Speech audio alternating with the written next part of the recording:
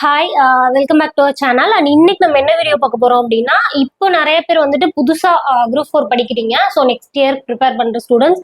So beginners எல்லாத்துக்குமே group 4னா என்ன, so group 4னா படிக்கிறவங்க பேசிக்கா என்னெல்லாம் தெரிஞ்சுக்கணும், அதோட சிலபஸ் எப்படி இருக்கும், அதோட சேலரி என்ன, குவாலிஃபிகேஷன் என்ன அப்படிங்கிற மாதிரி ஒரு 11 விஷயத்தை பத்தி நம்ம குயிக்கா பார்க்கலாம்.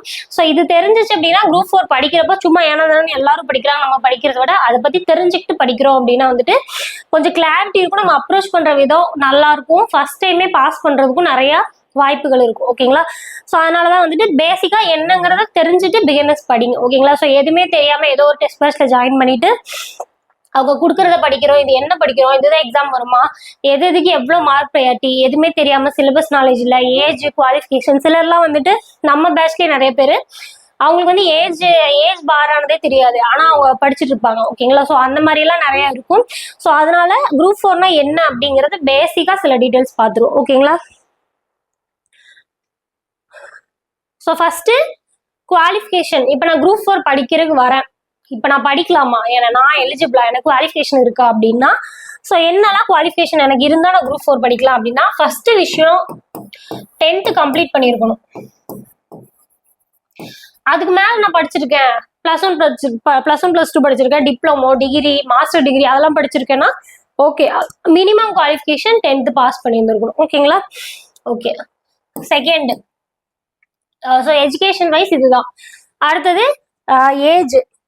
ஸோ ஏஜ் பொறுத்த வரைக்கும் 18. ஓகேங்களா? ஸோ ஏஜ் வந்துட்டு 18க்கு மேல இருக்கணும். ஓகேங்களா? இது வந்துட்டு junior assistant, junior revenue inspector, இது வந்துட்டு இந்த 18 மேல இருந்தா நீங்க எக்ஸாம் எழுதலாம். எக்ஸாம் எழுதுறீங்க அப்படின்னா ஜூனியர் அசிஸ்டன்ட், ஜூனியர் ரெவன்யூ இன்ஸ்பெக்டருக்கு வந்து நீங்க செலக்ட் ஆகலாம். 18 மேல இருக்கு அப்படின்னா. 21 மேல இருக்கு அப்படின்னா நீங்க விஓவும் செலக்ட் பண்ணலாம். ஓகேங்களா? ஸோ விஓ ஆகணும் அப்படின்னா மினிமம் ஏஜ் வந்து 21 இருக்கணும். ஓகேங்களா? ஸோ இப்போ 19 இருக்கு, நான் எக்ஸாம் எழுதுறேன் அப்படின்னா நீங்க நல்ல மார்க் எடுத்தாலும் விஓ எடுக்க முடியாது. ஓகேங்களா? 21 கம்ப்ளீட் ஆயிருக்கணும்.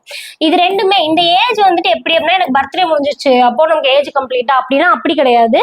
ஸோ அவங்க நோட்டிபிகேஷன்ல இயர்லி வந்துட்டு நம்மளுக்கு நோட்டிபிகேஷன் விடுவாங்க, ஆல்மோஸ்ட் ஜூன் அந்த மாதிரி சொல்லுவாங்க. ஓகேங்களா? அந்த நோட்டிபிகேஷன்ல இப்போ எக்ஸாம்பிளுக்கு ஜூன் மாசம் 18ஆம் தேதி, இந்த தேதிக்கு முன்னாடி உங்களுக்கு 18, 21 கம்ப்ளீட் ஆயிருக்கு. அதாவது என்ன சொல்றது, 19th பர்த்டே வந்துருச்சா, அப்பதானே 18 கம்ப்ளீட் ஆச்சுன்னு அர்த்தம். ஓகேங்களா? ஸோ அந்த மாதிரி 18 அதுக்கு முன்னாடி கம்ப்ளீட் ஆயிருக்கும், ஒரு குறிப்பிட்ட டேட் இருக்கும். ஸோ அது ஸோ கம்ப்ளீட் ஆயிருக்குன்னா பிரச்சனை கிடையாது. ஓகேங்களா? அடுத்தது மேக்சிமம் ஏஜ் என்ன அப்படின்னா வந்துட்டு அது ஒரு கம்யூனிட்டிக்கும் மாறும். ஓகேங்களா? ஸோ நீங்க டிகிரி படிச்சிருக்கீங்கன்னா, 10th படிச்சிருக்கீங்க அப்படின்னா பிசி, எம்பிசி, ஓகேங்களா, எஸ்சி, எஸ்டி, ஓபிசி, இது எல்லாத்துக்குமே வந்துட்டு அந்த ஒரு கம்யூனிட்டியை பொறுத்து ஏஜ் மாறும். ஓகேங்களா? இன்கேஸ் நீங்க டிகிரி படிச்சிருக்கீங்க அப்படின்னா 10th மேல, 10th மட்டும் தான் படிச்சிருக்கீங்கன்னா இது ஏஜ் வந்துட்டு மாறும். 36 தான், அதுக்கு மேலதான் எழுத முடியாது இவங்களுக்குமே. ஓகேங்களா? ஆவரேஜா பார்த்தா. ஆனா டிகிரி ஒன்ஸ் முடிச்சிருக்கீங்க அப்படின்னா நீங்க வந்துட்டு 60 வரைக்குமே எழுதலாம், உங்களுக்கு ஏஜ் லிமிட் கிடையாது. ஓகேங்களா? ஸோ டிகிரி முடிச்சிருக்கீங்கன்னா நீங்க எந்த கம்யூனிட்டியா இருந்தாலும் ஏஜ் லிமிட் கிடையாது, மேக்சிமம் ஏஜ் கிடையாது. ஓகேங்களா? அடுத்தது சிலபஸ். ஸோ சிலபஸ் அப்படிங்கிறது வந்துட்டு நோட்டிபிகேஷன்ல கிளியரா கொடுப்பாங்க. ஸோ தமிழ்ல இப்போ சிலபஸ் அப்படின்னா பேசிக்கா நான் சொல்றேன். ஓகேங்களா? 200 கொஸ்டின் கேட்பாங்க. ஓகேங்களா? நீங்க எழுத போற எக்ஸாம்ல 200 கொஸ்டின் கேட்பாங்க. அதுல தமிழ் 100 கொஸ்டின் இருக்கும். ஓகேங்களா? மேக்ஸ் 25 இருக்கும், ஜிகே வந்துட்டு 75 இருக்கும். ஓகேங்களா? இந்த மாதிரிதான் இருக்கும். அப்ப ப்ரிப்பேர் பண்றப்ப நம்ம என்னது ஆட்டோமேட்டிக்கா தமிழுக்கு அதிக ப்ரையாரிட்டி கொடுத்து படிக்கிற மாதிரி இருக்கும். இப்ப இந்த கொஸ்டின்ல எங்க இருந்து கேட்பாங்க அப்படின்னா வந்துட்டு பேஸ் வந்துட்டு நம்மளோட ஸ்கூல் புக் தான். அது போக அவுட் சோர்ஸ்ல இருந்து இந்த டைம் தான் எக்ஸாம்ல அப்படி கேட்டிருக்காங்க. ஸோ அது ஒரு இஷ்யூ ஆயிட்டு இருக்குது. எனக்கு தெரிஞ்சு இந்த இஷ்யூக்கு அப்புறம் டிஎன்பிஎஸ்ல அப்படி கேட்க மாட்டாங்க நான் கெஸ் பண்றேன்.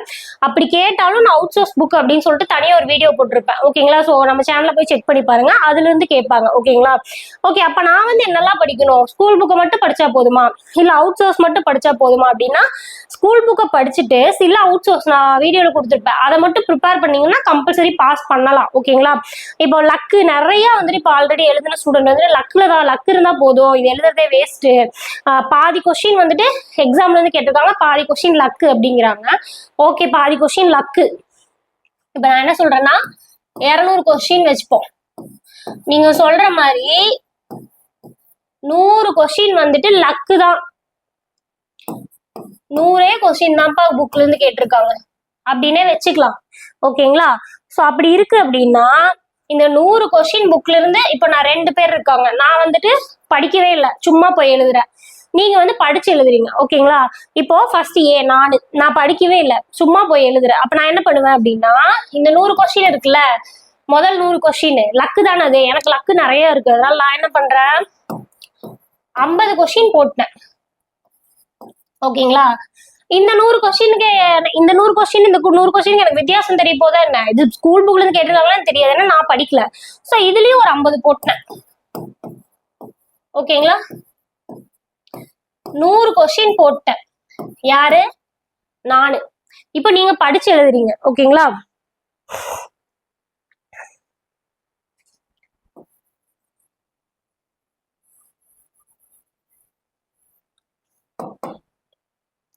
இப்போ நீங்க வந்துட்டு படிச்சுட்டு எக்ஸாமுக்கு போறீங்க. இப்போ இந்த முதல் 100 கொஸ்டின் வந்துட்டு அவுட் ஆஃப் புக் போயிருக்கு, லக் இருந்தாதான் போட முடியும். ஓகேங்களா? உங்களுக்கு லக்கு கம்மி தான், லக்கே இல்ல. ஓகேங்களா? 100 கொஸ்டினுக்கு பிபின்னு போடுறீங்க. ஓகேங்களா? உங்களுக்கு லக்கே இல்லை, நீங்க வந்துட்டு கஷ்டம் ஹார்ட் ஒர்க் பண்றவங்க, ஆனா உங்களுக்கு லக் இல்ல. ஓகேங்களா? அப்ப எவ்வளோ? 30 கொஸ்டின் தான்ப்பா கரெக்டா இது. ஓகேங்களா? 30 கொஸ்டின் தான் கரெக்டா இது 100 கொஸ்டின் நீங்க நல்லா ப்ரிப்பேர் பண்ணிருக்கீங்க, ஒரு 95 கொஸ்டின் போட்டுறீங்க. ஓகேங்களா? ஸோ இப்போ எவ்வளோ ஆச்சு? 125 கொஸ்டின். ஓகேங்களா? ஓல்டு ஸ்டூடெண்ட் கிட்ட நான் கேட்குறேன், 100 கொஸ்டின் எடுத்தேன்னா எனக்கும் 125 கொஸ்டின் எடுத்த உங்களுக்கும், இப்போ நீங்க 125 எடுத்தாலும் கட் ஆஃப் கம்மின்னு யோசிக்க கூடாது, ஏன்னா நீங்க ஓல்டு ஸ்டூடெண்ட், உங்களுக்கு எல்லாமே தெரியும். ஸோ எக்ஸாம் டஃப்னா கட் ஆஃப் கம்மியா போகுது. இப்போ 125 தான் கட் ஆஃப்னே வச்சுப்போம். நீங்க நல்லா படிச்சிருக்கீங்க, 125 தான் கட் ஆஃப். நீங்க போஸ்டிங் வாங்குறதுக்கு உங்களுக்கு பின்னாடி அந்த 25 மார்க்குக்கு நான் எவ்வளோ ரேங்க் பின்னாடி இருப்பேன்னு உங்களுக்கு தெரியும், நான் வேலை வாங்க முடியுமா இல்லையான்னு உங்களுக்கு தெரியும். ஓகேங்களா? ஸோ இதை வந்துட்டு புது ஸ்டூடெண்ட் பார்த்து பயந்துடக்கூடாதுங்கிறதுக்காக தான் நான் சொல்றேன். ஓகேங்களா? ஸோ பிகினர்ஸ் வராங்க, படிக்கிறதுக்கு வராங்கன்னா வரப்பவே டிஎன்பிசி வேஸ்ட், ஸ்கேம், இந்த மாதிரி லக்கு இருந்தாதான் பாஸ் ஆக முடியும். ஓகேப்பா, லக்கு தான், லக்கு இல்லை உனக்கு, 30 கொஸ்டின் தான் கரெக்ட், 100 கொஸ்டின் நீ ஏன் 95 போடல? ஏன்னா இப்ப டிஎன்பிசி ஒன்னும் இப்ப கட் ஆஃப் விடலையே, கட் ஆஃப் விட்டு ரிசல்ட் விட்டாங்களா? ரிசல்ட் விட்டு 180 மார்க் யாராவது எடுத்திருக்காங்களா? இல்லையே. 180 எடுத்திருக்காங்களா? நீங்க கேட்ட 100 கொஸ்டின் 80 மார்க் யாராவது போட்டிருக்காங்களா? அப்படி போட முடியுமா? ஏன்னா அவுட் ஆஃப் புக் போயிருக்கணும், உங்களுக்கு தெரியாதுன்னா யாருக்குமே தெரியாதுல்ல. அப்படி வந்திருந்தா டிஎன்பிசி ஸ்கேம் தான். அப்படி கேட்டதும் தப்பு தான், அவுட் ஆஃப் புக். அது வந்து ஸ்டூடெண்ட் வந்து மென்டலி ரொம்ப ஸ்ட்ரெஸ் பண்ணி மற்ற 100 கொஸ்டினும் அட்டென்ட் பண்ண முடியாது. ஆனா நான் பிகினர்ஸ் கிட்ட என்ன சொல்றேன்னா, ஆமாப்பா இப்படிதான் கேக்குறாங்க, நீங்க ஸ்கூல் புக்கையும் அவுட் சோர்ஸையும் ஓரளவுக்கு படிச்சதை கரெக்டா போட்டு படிக்காததை எவ்வளவு பெட்டரா பண்ண முடியுமோ அதை பண்ணிட்டு வந்தீங்கன்னா நீங்க தானே பாஸ், படிக்காதவங்க எப்படி பாஸ் ஆகும்? ஓகேங்களா? ஸோ நம்ம போடுற எஃபர்ட்டுக்கு பலன் என்னைக்கா இருந்தாலும் இருக்கும். ஓகேங்களா? ஸோ ஃபர்ஸ்ட் விஷயம். ஸோ அதனால லக்கு அப்படின்னு சொன்னா தயவு செஞ்சு யாருமே நம்பாதீங்க, லக்ல எல்லாம் யாரும் பாஸ் பண்ண முடியாது. ஓகேங்களா? ஸோ இப்படிதான் இருக்கும் சிலபஸ். அடுத்தது இப்போ சிலபஸ்னு ஒண்ணு இருக்கும். இந்த சிலபஸ்ல இருந்துதான் வந்து சிலபஸ் பேஸ் பண்ணி தான் நம்மளுக்கு கொஸ்டின் கேக்குறாங்க. அது அவுட் ஆஃப் புக் ஓலேஜ் விட எல்லாமே போகுது, நான் இல்லைன்னு சொல்லல. நம்ம எப்படி ப்ரிப்பேர் பண்ணணும் அப்படின்னா, டிஎன்பிசி நோட்டிபிகேஷன்ல சிலபஸ் கொடுத்துருவாங்க. அப்போ அந்த சிலபஸ் பேஸ் பண்ணி ஸ்கூல் புக்ல என்னெல்லாம் கவர் ஆகுதோ அதை வந்து நல்லா படிச்சுக்கணும். ஓகேங்களா? ஃபர்ஸ்ட் விஷயம். செகண்ட், அவுட் சோர்ஸ்ல எந்த அளவுக்கு நம்மளோட வெக்காபுலரி, தமிழ்ல நம்மளோட வெக்காபுலரி, கலைச்சொல், மரபு தொடர், இந்த மாதிரியான விஷயங்களை எவ்வளவு இம்ப்ரூவ் பண்ண முடியுமோ பண்ணிக்கணும். ஓகேங்களா? ஸோ இப்படிதான் வந்துட்டு டிஎன்பிஎஸ்சி சிலபஸ் இப்போ இதுக்கு நிலைமைக்கு இப்படிதான் இருக்கு. ஸோ இப்படிதான் படிக்கணும். இதுல பாஸே பண்ண முடியாது, பாசிபிலிட்டியே இல்லை அப்படின்னு நீங்க சொல்றீங்க அப்படின்னா 4000 வேகன்சி 5000 வேகன்சி வராங்கன்னா அந்த பாஸ் ஆன 5000 பேருமே ஸ்கேம் பண்ணி வந்திருப்பாங்க அப்படின்னு நம்ம சொல்ல முடியுமா? அப்படி கிடையாது. ஓகேங்களா? ஸோ யாருமே அவங்க எல்லாம் எப்படி படிச்சு வந்திருப்பாங்க? அவங்க அந்த மென்டல் ஸ்ட்ரெஸ் வந்துட்டு ஓரளவுக்கு ஹேண்டில் பண்ணி எவ்வளவு முடியுமோ அவ்வளவு ஹேண்டில் பண்ணி இதை ஒழுங்கா தெரிஞ்சதை நல்லா எப்படி கொஸ்டின் கேட்டாலும் எப்படி ட்விஸ்ட் பண்ணி கேட்டாலும் எழுதுற அளவுக்கு ப்ராக்டிஸ் ஆனங்காட்டி ஓரளவுக்கு ஒரு 100 கொஸ்டின்ல ஒரு 80ஆவது அட்லீஸ்ட் போடுற அளவுக்கு அவங்க ப்ரிப்பேர் ஆகுறதுனால தானே அவங்க பாஸ் ஆகுறாங்க. ஓகேங்களா? ஸோ அதனால பாஸ் பண்ண முடியாது அப்படின்னா யாரும் நம்பாதீங்க, கண்டிப்பா பாஸ் பண்ண முடியும். நம்ம போடுற எஃபர்ட்டுக்குன்னு ஒரு பலன் இருக்கு. ஓகேங்களா? 200 கொஸ்டின் அவுட் ஆஃப் புக் போகல, 200 கொஸ்டின் அவுட் ஆஃப் புக் போய் லக்கு யார் வேணா எழுதலாம் அப்படின்லாம் வைக்க முடியாது. ஓகேங்களா? ஸோ அதனால நம்ம படிக்கிறோம் அப்படின்னா அதுக்கான பலன் இருக்கும், படிக்கிற ஸ்டூடெண்ட்டுக்கான வேல்யூவும் அங்க இருக்கு. ஓகேங்களா? ஸோ ஃபர்ஸ்ட் விஷயம். ஸோ சிலபஸ்ங்கிறது இதுதான். ஸோ இந்த சிலபஸை பத்தி இன்னும் டீட்டெயில்டா நான் வந்துட்டு சிலபஸ் டிஎன்பிஎஸ்சியில விட்டுருப்பாங்க, அதை எக்ஸ்பிளைன் பண்ணி நான் வீடியோ போட்டப்ப நீங்க அதை செக் பண்ணி பாருங்க. அடுத்தது ஜாப் பொறுத்த வரைக்கும் மூணு விதமான வேலை இருக்கு. Junior revenue inspector, junior assistant, VAO. ஓகேங்களா? இதுதான் நம்ம செலக்ட் பண்ணுவோம் இன்கேஸ் பாஸ் ஆயிட்டோம் அப்படின்னா. ஜூனியர் அசிஸ்டன்ட்ங்கிறது நிறைய டிபார்ட்மெண்ட் இருக்கு. ஓகேங்களா? ஹைவே, ரெவன்யூ, ரெஜிஸ்ட்ரேஷன், அந்த மாதிரி நிறைய டிபார்ட்மெண்ட் இருக்கு. அந்த எல்லா டிபார்ட்மெண்ட்லயும் நீங்க ஜூனியர் அசிஸ்டண்டா போகலாம். ஓகேங்களா? இன்னொன்னு மறந்துட்டேன், டைபிஸ்ட். இதுவும் நிறைய பேருக்கு டவுட் இருக்கு, அது வரப்ப சொல்றேன். ஸோ இப்படி போகலாம். ஜூனியர் ரெவன்யூ இன்ஸ்பெக்டர்னா ரெவன்யூ டிபார்ட்மெண்ட்ல ரெவன்யூ இன்ஸ்பெக்டர் கீழே ஜூனியர் ரெவன்யூ இன்ஸ்பெக்டராகவும் நீங்க போகலாம். ஓகேங்களா? ஸோ இது ரெவன்யூ டிபார்ட்மெண்ட். விஏஓவும் ரெவன்யூ டிபார்ட்மெண்ட் தான். ஓகேங்களா? ஆனா அவங்க வில்லேஜ் அட்மினிஸ்ட்ரேட்டிவ் ஆஃபீஸரா போவாங்க. ரெண்டுமே குரூப் 4 லெவல் ஜாப் தான். அடுத்தது டைபிஸ்ட். ஸோ இன்கேஸ் நீங்க டைப்பிங் முடிச்சிருக்கீங்க, நிறைய பேர் வந்து டைப்பிங் முடிச்சாதான் நான் வந்துட்டு குரூப் 4 எழுத முடியுமா, குரூப் 4 கம்பல்சரி டைபிஸ்ட் இருக்கணுமான்னு கேக்குறீங்க. அப்படி கிடையாது. இப்போ அதேதான், ஒரு கட் ஆஃப் வந்துட்டு 150 வச்சுக்கோங்களேன். இல்லை நான் 150 எடுத்திருக்கேன், எனக்கு வேலை கிடைக்குது. ஓகேங்களா? நீங்க 148 தான் எடுத்திருக்கீங்க. 148க்கு நம்ம கம்யூனிட்டில வேலை கிடைக்காதுன்னா கூட நீங்க டைபிஸ்ட் முடிச்சிருக்கனால ஜூனியர் அசிஸ்டன்ட் எல்லாத்துக்கும் கவுன்சிலிங் முடிச்சு டைபிஸ்ட் கவுன்சிலிங் எடுப்பாங்க. ஓகேங்களா? அந்த டைம்ல நீங்க என்னோட மார்க் கம்மிங்கிறனால இங்க கிடைக்கலன்னா இங்க கிடைக்கும். ஓகேங்களா? உங்களுக்கு நான் வந்து இந்த 3ல தான் எடுக்க முடியுங்க, நீங்க வந்து டைபிஸ்ட்ல எடுத்துக்கலாம். அவ்வளவுதான். உங்களுக்கு எக்ஸ்ட்ரா ஒரு சாய்ஸ் அதுல இருக்கும். நீங்க மார்க் கம்மியானாலும் அதை அட்ஜஸ்ட் பண்ணிக்கலாம். ஓகேங்களா?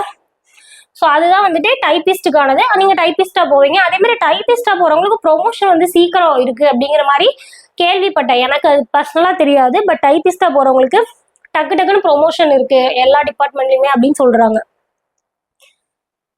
ஓகே, அடுத்து job nature. Junior assistant, junior revenue இன்ஸ்பெக்டருக்கு 9 to 5 ஜாப். அதுக்கு 5 o'clock வந்துட முடியுமானா அந்த டிபார்ட்மெண்ட்டை பொறுத்து அந்த டைம் வேரி ஆகும். மோஸ்ட்லி எல்லா டிபார்ட்மெண்ட்லயும் ஒரு 10 to 10:30 ஸ்டார்ட் ஆகும். ஈவினிங் வந்துட்டு அவங்களுக்கு இருக்க ஒர்க்கை பொறுத்து டைம் வேரி ஆகும். ஓகேங்களா? குரூப் 4 விஏஓக்கு வந்துட்டு 24 hours 24 hours வேலை செஞ்சுட்டே இருக்கணும். இல்லை இருந்தாலும் அவங்க வில்லேஜ் அட்மினிஸ்ட்ரேட்டிவ் ஆஃபீஸர் அப்படிங்கிறனால வில்லேஜ்ல என்ன இஷ்யூ நடந்தாலும், இப்போ ஒரு 10 o'clock நைட் 10 o'clock ஒரு இஷ்யூ நடக்குதுன்னா என்னோட டியூட்டி டைம் முடிஞ்சிச்சு நான் பார்க்க மாட்டேன் அப்படின்னு சொல்ல முடியாது. ஸோ அந்த 24 hours என்ன ஒர்க் வந்தாலும் அவங்க பண்ற மாதிரி இருக்கும். ஓகேங்களா? அதுக்காக வந்து 24 hours ஒர்க் பண்ணிட்டே இருக்கும், ரொம்ப ஸ்ட்ரெஸ்ஸா இருக்கும் அப்படி சொல்லலை. ஆனா அவங்க பொறுப்பு அப்படின்னு நான் சொல்றேன். ஓகேங்களா? அடுத்தது சேலரி. ஸோ சேலரி வந்துட்டு நம்மளுக்கு பேசிக் பே வந்து 19,500. ஓகேங்களா? இந்த ஸ்கேல் தான் நம்மளோட குரூப் 4ஓட ஸ்கேல். ஓகேங்களா? டியர்னஸ் அலவன்ஸ், பிஎஃப் அதெல்லாம் ஆட் பண்ணது போக நம்மளுக்கு வந்துட்டு நான் ஃபர்ஸ்ட் மந்த் சேலரி வந்து எனக்கு 26,000 வந்துச்சு. ஓகேங்களா? இப்போ வந்துட்டு 28,600 வருது. ஓகேங்களா? ஸோ இதான் வந்துட்டு சேலரியை பொறுத்த வரைக்கும். இந்த சேலரி வந்துட்டு இப்போ 7th பே கமிஷன் படி நம்ம இப்படி வாங்கிட்டு இருக்கோம். ஓகேங்களா? ஸோ இப்போ இன்கேஸ் 8th பே கமிஷன் போடுறாங்கன்னா நெக்ஸ்ட் இயர், இந்த இயர் எல்லாம் நெக்ஸ்ட் இயர் போட்டுருவாங்க. ஸோ 8th பே கமிஷன் போடுறாங்க அப்படின்னா இது வந்துட்டு நம்மளுக்கு 35 மினிமமா 35 இன்க்ரீஸ் ஆகும் அப்படின்னு சொல்றாங்க. அதுக்கு மேல இன்க்ரீஸ் ஆகுறது வந்துட்டு அவங்க எவ்வளவு பெர்சன்டேஜ் ஃபிக்ஸ் பண்றாங்கிறது பொறுத்து. ஓகேங்களா? அதே மாதிரி இப்போ நீங்க குரூப் 4ல ஜூனியர் அசிஸ்டன்ட், ஜூனியர் ரெவன்யூ இன்ஸ்பெக்டர்லாம் எடுக்கிறீங்கன்னா ப்ரொமோஷன் வந்துட்டு ரொம்ப ஈஸியா இருக்கும். ஓகேங்களா? அடுத்தடுத்து ஈஸியா போயிடலாம். விஏஓ கம்பேர் பண்றப்ப ஜூனியர் ரெவன்யூ இன்ஸ்பெக்டரும் ப்ரொமோஷன் ஆட் பண்ணல, அதனால இதுலயே சொல்லிடுறேன். Junior assistant, junior revenue inspector, அதே மாதிரி டைபிஸ்ட், இவங்களுக்குலாம் ப்ரொமோஷன் வந்துட்டு குயிக்கா இருக்கும். ஓகேங்களா? டக்குன்னு நீங்க 2A போஸ்ட் போயிடலாம், அடுத்தது 2லயும் போயிடலாம். ஸோ 2ல போனீங்கன்னா உங்களுக்கு பேசிக் பேவே 40,000 ஓகேங்களா. ஹேண்ட் வந்து நீங்க 50K கிட்ட வாங்குவீங்க 2 போயிட்டீங்கன்னா. ஜூனியர் ரெவன்யூ இன்ஸ்பெக்டர், ஜூனியர் அசிஸ்டன்ட்லாம் எடுத்தீங்கன்னா 2 இயர்ஸ்ல 2A போயிடலாம். 2 இயர்ஸ்லயே ப்ரொமோஷன் 2A கிரேடுக்கு போயிடலாம். அதுக்கப்புறம் 3 to 4 இயர்ஸ்ல வந்துட்டு 2 கிரேட், 5 இயர்ஸ்ல வந்து நீங்க 2 கிரேடுக்கு போயிடலாம். இப்போ நீங்க வந்துட்டு 20ல ஜாபுக்கு சேர்றீங்க அப்படின்னா 25ங்கிறப்பவே நீங்க வந்துட்டு குரூப் 2ல போயிடலாம். அழகா இன்ஹேண்ட் வந்து 50 வாங்கலாம். ஸோ அதே மாதிரி அதே 20 தான் இருக்கு. டிகிரி கம்ப்ளீட் பண்ணிருக்கீங்கன்னா குரூப் 2 நீங்க அழகா எழுதலாம். ஓகேங்களா. அதே மாதிரி சிலபஸை பொறுத்த வரைக்கும் அதே தான். இந்த சிலபஸ் படிக்கிறீங்கன்னா குரூப் 2 ப்ரிலிம்ஸ் நம்மளுக்கு ஈஸி. ஸோ குரூப் 2 ப்ரிலிம்ஸ் நல்லா படிச்சிட்டோம்னாலே மெயின்ஸ் படிக்கணும் எக்ஸ்ட்ரா இருந்தாலும் இந்த பேஸ் வந்து நம்மளுக்கு யூஸ்ஃபுல்லா இருக்கும். ஓகேங்களா. ஓகே, அடுத்தது லீவ். ஸோ லீவ் வந்து மோஸ்ட்லி சாட்டர்டே சண்டே தான் லீவா இருக்கும். ஸோ அது வந்து விஏஓக்கு ஒர்க் வரதை பொறுத்து நான் ஆல்ரெடி சொன்ன மாதிரி அந்த டைம் வேலை வந்தா போற மாதிரி இருக்கும். அதுக்காக எல்லா நாளும் வராது. ஓகேங்களா. அது போக சிஎல் வந்துட்டு இயர்லி 12 நாள் வந்துட்டு நம்ம சிஎல் எடுத்துக்கலாம். சிஎல்னா என்னது, கேஷுவல் லீவ். ஓகேங்களா. அடுத்தது medical leave. So medical leave 1 month வரைக்கும் நம்ம எடுக்கலாம். டாக்டர் சர்டிபிகேட் வாங்கி கொடுத்துட்டு மெடிக்கல் லீவ் எடுக்கலாம். இதெல்லாம் வித் சேலரியோட வரும். ஓகேங்களா. அடுத்தது மெட்டர்னிட்டி லீவ். மெட்டர்னிட்டி லீவ் அப்படிங்கிறது வந்துட்டு 1 இயர் நம்மளுக்கு கிடைக்கும். ஓகேங்களா. ஸோ இது உண்மையுமே லேடிஸ்க்கு ரொம்ப பெனிஃபிட்டான விஷயம். ஸோ நம்மளோட தமிழ்நாடு கவர்மெண்ட்ல டிஎன்பிசியில் இருக்கிறதுலே ரொம்ப பெனிஃபிட்டா பாக்குறது இதுதான். ஒரு லேடிங்கன்னா எனக்கு அது ஃபீல் ஆகுது. ஓகேங்களா. 1 இயர் கிட்டத்தட்ட 1 இயர் நம்மளுக்கு கொடுக்குறப்போ நம்ம பிசிக்கலாவும் மென்டலாவும் திருப்பி அடுத்தது வேலைக்கு போறப்போ நல்லா நம்ம மென்டல் ஹெல்த் பிசிக்கல் ஹெல்த் பாதிக்காது. ஓகேங்களா. ஸோ இது வந்துட்டு எனக்கு உண்மையாலுமே கவர்மெண்ட் ஜாப்ல பிடிச்ச விஷயம். ஓகேங்களா. பென்ஷன் இல்ல எடுத்துட்டாங்க. ஸோ அதெல்லாம் யோசிச்சாலுமே இந்த ஒரு விஷயம் எனக்கு ரொம்ப பிடிக்கும். மெடிக்கல் லீவும் எடுத்துக்கலாம். ஸோ மெடிக்கல் லீவ் அந்த டிபார்ட்மெண்ட்ல ஹையர் அஃபிஷியல்கிட்ட கேட்டு டாக்டர் சர்டிபிகேட் வாங்கி எடுக்கிற மாதிரி இருக்கும். ஓகேங்களா. அதே மாதிரி வேகன்சி வந்துட்டு மினிமமா 4,000+ விடுறாங்க. இது வந்துட்டு நான் வந்து எந்த டேட்டா பேஸ் பண்ணி சொல்லல, இயர்லி விடுறதுல ஆவரேஜா நான் சொல்றேன். ஓகேங்களா. எல்லா இயரும் விடுறதுல எப்பவுமே 4,000 கம்மி ஆனது கிடையாது குரூப் 4 வேகன்சி. ஓகேங்களா. ஸோ அதுக்கு மேலதான் ஆகும். நான் எழுதுனப்போ வந்து 11K 11,000 வேகன்சி விட்டுருந்தாங்க. ஓகேங்களா. விடுறப்ப 6,000 7,000 விட்டு திருப்பி 2,000 result time counselling time increase பண்ணி 11,000 பேர் எடுத்தாங்க. ஓகேங்களா. ஸோ ஏன் எல்லாருமே குரூப் 4 எழுதுறாங்க, குரூப் 4 சூஸ் பண்றாங்க. நிறைய இந்த மாதிரி எல்லாம் வந்துட்டு குரூப் 4ல பிரச்சனை போயிட்டு இருந்தா ஏன் எடுக்கிறாங்கன்னா, அதிகமான பீப்புளை வந்துட்டு வேலைக்கு எடுக்கிறது குரூப் 4 எக்ஸாம் தான். ஓகேங்களா. எல்லா பேசிக் குவாலிஃபிகேஷன் 10th. ஸோ 10th இருக்கிறவங்க வரைக்கும் எழுதலாங்கிறனால டிகிரி படிக்கிறவங்களும் எழுதுறாங்க. அதிக வேகன்சி இருக்கனால கண்டிப்பா நமக்கு இதுல ஒரு ஜாப் கிடைக்கும் அப்படிங்கிற ஒரு ஹோப் இருக்கும். மற்றபடி குரூப் 2 குரூப் 1லாம் போயிட்டா வேகன்சி ரொம்ப கம்மி, அப்புறம் காம்படிஷன் அதிகமா இருக்கும். ஓகேங்களா. ஸோ இப்போ குரூப் 4ல போறோம் அப்படின்னா ஈஸியா போயிடலாம். ஈஸினா நிறைய பேர் காம்படிஷன் இதுலயும் அதிகம் தான், இருந்தாலும் அதிக பீப்புள உள்ள எடுக்கிறாங்க. அப்படிங்கிறப்ப அவங்க எல்லாரும் ப்ரொமோஷன் லெவல்ல அடுத்து குரூப் 2 குரூப் 1 கூட போய்க்கலாம். ஓகேங்களா. ஸோ குரூப் 1 படிச்சு எழுதுறதை விட இது கொஞ்சம் ஈஸியா இருக்கும். அடுத்தது மார்க் பொறுத்த வரைக்கும் நெகட்டிவ் மார்க்னா நீங்க தப்பான கொஸ்டின், இப்போ 200 கொஸ்டின் இருக்குன்னா ஒரு கொஸ்டினுக்கு தப்பா ஷேட் பண்றீங்க அப்படின்னா அதுக்கு வந்து நெகட்டிவ் மார்க் கிடையாது. ஓகேங்களா. ஆனா நீங்க OMR ஷீட்ல நேம், உங்களோட ரெஜிஸ்டர் நம்பர், அப்ளிகேஷன் நம்பர் இதெல்லாம் வந்து ஷேட் பண்றப்ப ஏதாவது தப்பு பண்றீங்க அப்படின்னா நெகட்டிவ் மார்க்கும் இருக்கு, பேப்பரை இன்வாலிட் பண்றதுக்கான வாய்ப்பும் இருக்கு. ஓகேங்களா. ஸோ பேசிக்கா அது ஒண்ணு இருக்கு. இன்னொரு விஷயம், நீங்க ஷேட் பண்ணாம விடுறது. ஓகேங்களா. ஒரு நம்பருக்கு ABCDEன்னு இருக்கும், கம்பல்சரி ஒரு ஆப்ஷன் ஷேட் பண்ணணும். அப்படி பண்ணாம விடுறீங்க அப்படின்னாலும் அதுக்கும் உங்களுக்கு வந்துட்டு நெகட்டிவ் மார்க் இருக்கு. ஓகேங்களா. ஸோ இது 2க்கு தான் நெகட்டிவ் மார்க், மற்றபடி தப்பா ஷேட் பண்ணா நெகட்டிவ் மார்க் கிடையாது. ஓகேங்களா. ஸோ இவ்வளவுதான். ஸோ இதுதான் வந்துட்டு குரூப் 4 பத்தின ஃபுல் டீடைல்ஸ். ஸோ இந்த பேசிக் தெரிஞ்சுக்கிட்டு நீங்க படிக்கிறீங்க. அதே மாதிரி சிலபஸையும் ஒரு டைம் டவுன்லோட் பண்ணுங்க. சிலபஸ் எக்ஸ்பிளைன் பண்ணி ஒரு வீடியோ போட்டிருப்பேன், அதை பாருங்க. இதை தெரிஞ்சுக்கிட்டீங்க அப்படின்னாலே உங்களுக்கு வந்துட்டு பிகினரா இருக்கீங்கன்னா குரூப் 4 படிக்கிறதுக்கு ஒரு கிளாரிட்டி இருக்கும். நான் நிறைய சொல்லியிருப்பேன் வீடியோக்குள்ளேயே. இந்த மாதிரி குரூப் 4ல வந்துட்டு சீனியர் சொல்ற விஷயங்கள், ஆல்ரெடி படிச்சுட்டு இருக்க ஸ்டூடெண்ட் சொல்ற விஷயங்கள் எல்லாமே வந்துட்டு எதெல்லாம் உண்மை பொய்னு சொல்லியிருப்பேன். அதே மாதிரி ஆல்ரெடி குரூப் 4 படிச்சிருக்கோம், நான் ரொம்ப வருஷமா படிக்கிறேன், உன்னாலே பாஸ் பண்ண முடியல, அப்ப நீ இதுக்கு வராத, இந்த ஃபீல்டுக்கு வராத, வேற ஏதாவது எக்ஸாமுக்கு போயிரு, அந்த மாதிரிலாம் சொல்றாங்கன்னா ஃபர்ஸ்ட் விஷயம் அவங்க பாஸே பண்ண கிடையாது. ஆனா அந்த எக்ஸாம்ல வருஷம் வருஷம் பாஸ் ஆயிட்டு தான் இருக்காங்க. ஸோ அவங்களோட பேச்சையும் நீங்க கேட்கணும். ஓகேங்களா? செகண்ட் விஷயம் என்னன்னா, உங்களை போன்னு சொல்றாங்க, அப்ப அவங்க ஏன் படிச்சுட்டு இருக்காங்க அப்படிங்கறது யோசிக்கணும். அப்ப அதுல ஏதோ ஒன்று இருக்கிறனால தானே படிக்கிறாங்க. ஓகேங்களா? ஸோ இந்த மாதிரி 1-2 விஷயங்கள் சொல்றாங்கன்னா அது உண்மையா பொய்யா அப்படிங்கறது தெரிஞ்சுக்கிட்டு நீங்க ஃபர்தரா கண்டினியூ பண்ணுங்க. ஓகேங்களா? நம்ம வந்துட்டு குரூப் 4 பிகினர்ஸ்க்கு வந்துட்டு 1 year பேட்ச் ஸ்டார்ட் பண்ணியிருக்கோம். 2026 செப்டம்பர் 28 வரைக்கும் அந்த பேட்ச் இருக்கும். அடுத்த குரூப் 4 ஃபோக்கஸ் பண்ணி. ஓகேங்களா? ஸோ அதில் ஜாயின் பண்ண விருப்பம் இருக்கவங்க ஃபர்ஸ்ட் கமெண்ட்ல வாட்ஸ்அப் நம்பர் கொடுத்துருக்க மெசேஜ் பண்ணுங்க, உங்களுக்கு டீடைல்ஸ் சென்ட் பண்றேன். ஓகேங்களா? அடுத்த வீடியோ மீட் பண்ணலாம். தென் பாய்.